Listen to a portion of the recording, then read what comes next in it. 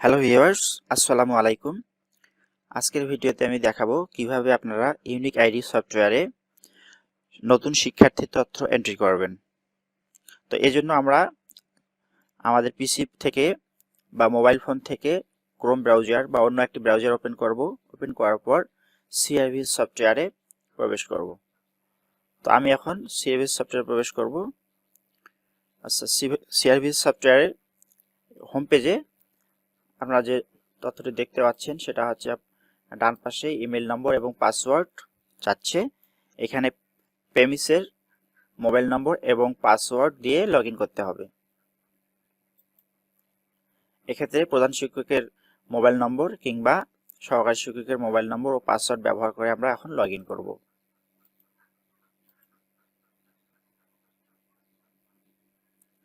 আচ্ছা, লগইন করার পর বাম পাশে দেখুন অনেকগুলো মেনু আছে। এই বাম পাশে মেনু আছে, হ্যাঁ, এগুলো থেকে আমরা শিক্ষার্থী ম্যানেজমেন্ট মেনুতে ঢুকবো। শিক্ষার্থী ম্যানেজমেন্ট এই মেনুতে আমরা এখন যাব। আচ্ছা, এরপর দেখুন প্রথমে আছে শিক্ষার্থী নিবন্ধন। এই শিক্ষার্থী নিবন্ধন এই মেনুতে আমরা ক্লিক করব। হ্যাঁ, এখন দেখুন আমাদের শিক্ষার্থী নিবন্ধন ফর্ম ওপেন হয়েছে। এখানে প্রথমে যে অপশনটা আছে এগুলোতে আমাদের কিছু করার দরকার নেই, এগুলো সব অটো দেওয়াই থাকবে। আমরা নিচে নিবন্ধনাধীন শিক্ষার্থীর তথ্য, এখানে শ্রেণী, রোল, শাখা, ভার্সন এই তথ্যগুলো আমরা পূরণ করব।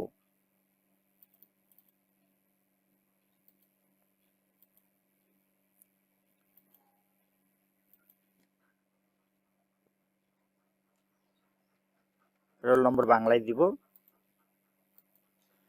হ্যাঁ, বাংলা লিখতে গেলে অবশ্যই বিজয় বান্ন সফটওয়্যার থাকতে হবে বা অব্র সফটওয়্যার থাকতে হবে। বিজয় বান্ন থেকে আমরা ইউনিকোড ফর্ম করে দেব। এখানে ক্লিক করে ইংলিশ, বিজয় ক্লাসিক, ইউনিকোড। তো আমরা অবশ্যই বাংলা লিখতে গেলে ইউনিকোড দেব।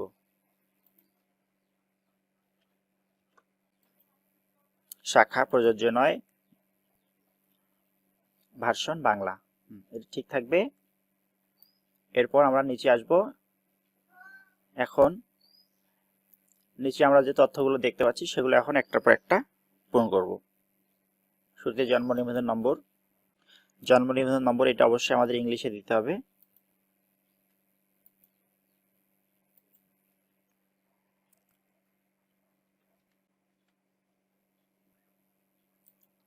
এরপর জন্ম তারিখ দিতে হবে।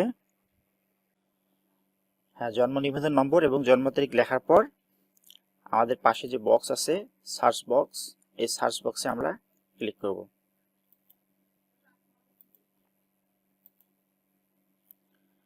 হ্যাঁ, তাহলে আমাদের যে আদার্স যে তথ্যগুলা, শিক্ষার্থীর নাম, বাবার নাম, মায়ের নাম, বাংলা, ইংরেজি, এগুলো সব অটো পূরণ হয়ে যাবে। জন্ম নিবন্ধন সার্ভার থেকে সব তথ্য এখানে অটো চলে আসবে এবং এগুলো লিখতে হবে না, অটো পূরণ হয়ে যাবে।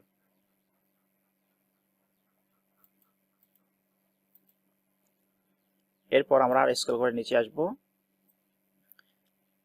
রক্তের গ্রুপ যদি জানা থাকে দেব, না দিলে সমস্যা নেই।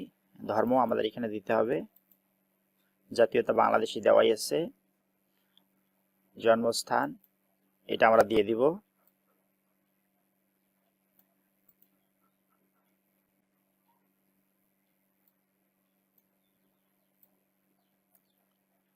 হ্যাঁ, এরপর ক্ষুদ্র নিগোষ্ঠী কিনা এটা যদি হয় তাহলে দিতে হবে, না হলে নাই। আচ্ছা, এখন আমাদের শিক্ষার্থীর ছবি আপলোড করতে হবে। এই জন্য আমরা চুজ ফাইলে ক্লিক করব। এরপর আমাদের ছবি কোথায় আছে সেখানে যেতে হবে। হ্যাঁ, ছবিটি সিলেক্ট করার পর আমরা ওপেন লেখাতে ক্লিক করব। ছবিটা চলে আসবে এখানে।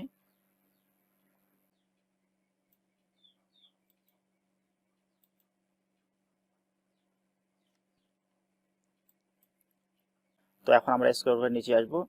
এবার বর্তমান ঠিকানা স্থায়ী ঠিকানা পূরণ করব। এবার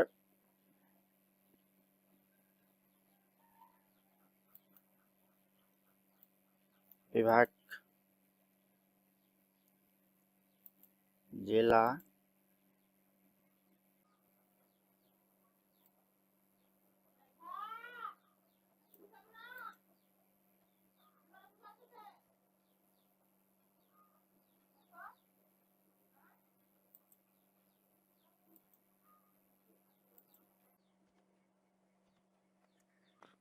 হ্যাঁ, বর্তমান ঠিকানা সব পূরণ করার পর আমরা স্থায়ী ঠিকানা পূরণ করব। তো এই জন্য বর্তমান ঠিকানার অনুরূপ এই বক্সটিতে আমরা টিক চিহ্ন দিয়ে দেব, তাহলে আমার বর্তমান ঠিকানা অটো ঘরগুলো পূরণ হয়ে যাবে। আমি টিক চিহ্ন দিয়ে দিলাম, হ্যাঁ অটো চলে এসছে। হ্যাঁ, এরপর আমাদের এই পাতাতে কোনো কাজ নেই। এখন আমরা দেখুন পরবর্তী লেখা আছে, এই পরবর্তী লেখাতে ক্লিক করে পরের ধাপে চলে যাব।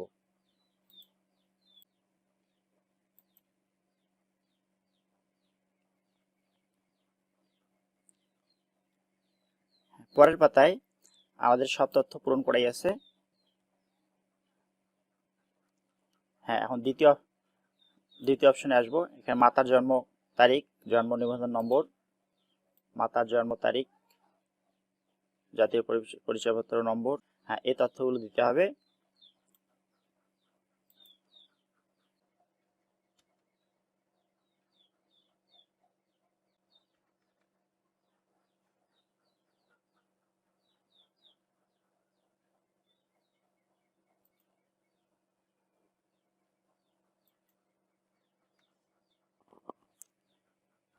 হ্যাঁ, মাতার জন্ম তারিখ এবং জাতীয় পরিচয়পত্র দেওয়ার পর আমরা পাশে সার্চ বক্সে ক্লিক করব। এই সার্চ বক্সটিতে ক্লিক দিব।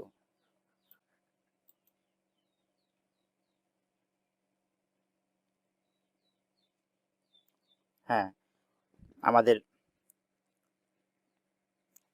সার্ভার থেকে চলে এসেছে। এবার আমরা পিতার তথ্যগুলো দেব।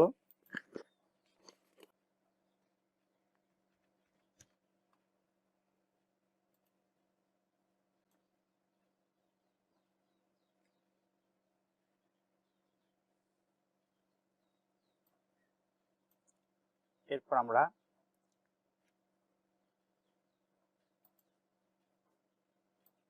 মাতার পেশা, পিতার পেশা, মাতার মোবাইল নম্বর, পিতার মোবাইল নম্বর এই তথ্যগুলি দেব।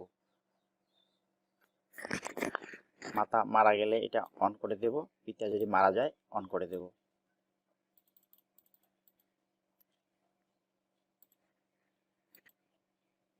গৃহিণী,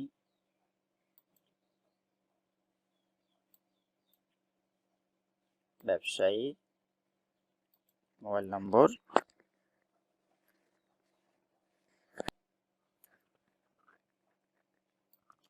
এবার স্ক্রল করে নিচে আসবো। এখানে একটা অপশন দেওয়া আছে অভিভাবক পিতা ও মাতার অবর্তমানে, অর্থাৎ পিতা বা মাতা যদি মারা যায় সেক্ষেত্রে অন্য কোনো অভিভাবক যেমন চাচা, দাদা দাদি, নানা নানি তাদের তথ্য এখানে এন্ট্রি করতে হবে। তো আমার যে শিক্ষার্থী আমি তথ্য এন্ট্রি দিচ্ছি, পিতা মাতা উভয়ই জীবিত আছে, কাজে আমার এখানে অভিভাবকের তথ্য দিতে হচ্ছে না। এবার আমরা নিচে আসব, নিচে এসে পরবর্তী লেখাতে ক্লিক করব।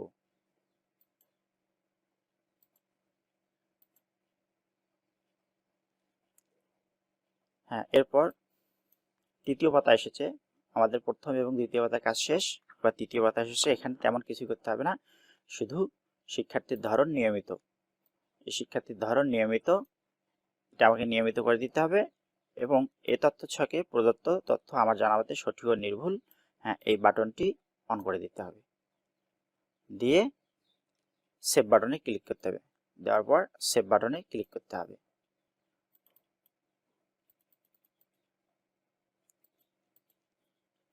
ধরন নিয়মিত, হ্যাঁ এবার আমি সেভ বাটনে ক্লিক দেব। হ্যাঁ, সফলভাবে হালনাগাদ করা হয়েছে, অর্থাৎ তথ্য আমার সেভ হয়ে গেছে। এরপর আপনারা যদি চান তাহলে সাথে সাথে এটিও বরাবর বা প্রধান শিক্ষক বরাবর প্রেরণ করতে পারবেন। এই প্রেরণ করুন লেখাতে ক্লিক করলে সেটা সহকারী শিক্ষকের আইডি থেকে প্রধান শিক্ষকের আইডিতে চলে যাবে। আর যদি প্রধান শিক্ষকের আইডি দিয়ে এন্ট্রি করা হয় তাহলে প্রেরণ করুন লেখাতে ক্লিক করলে এটিও বরাবর চলে যাবে। তবে যদি সাথে সাথে প্রেরণ না করেন, সেক্ষেত্রে পরেও প্রেরণ করা যাবে। তো এখন যেহেতু প্রেরণ করার বিষয়টা আপাতত বন্ধ আছে, মানে প্রেরণ না করেও চলবে, শুধু এন্ট্রি করতে হবে। তো আমরা এখন আর প্রেরণ করতেছি না, পরবর্তীতে নির্দেশনা পেলে প্রেরণ করব। তো এভাবেই আমরা ইউনিক আইডি সফটওয়্যারে নতুন শিক্ষার্থীর তথ্য এন্ট্রি করতে পারবো। থাকবেন, সবাইকে ধন্যবাদ।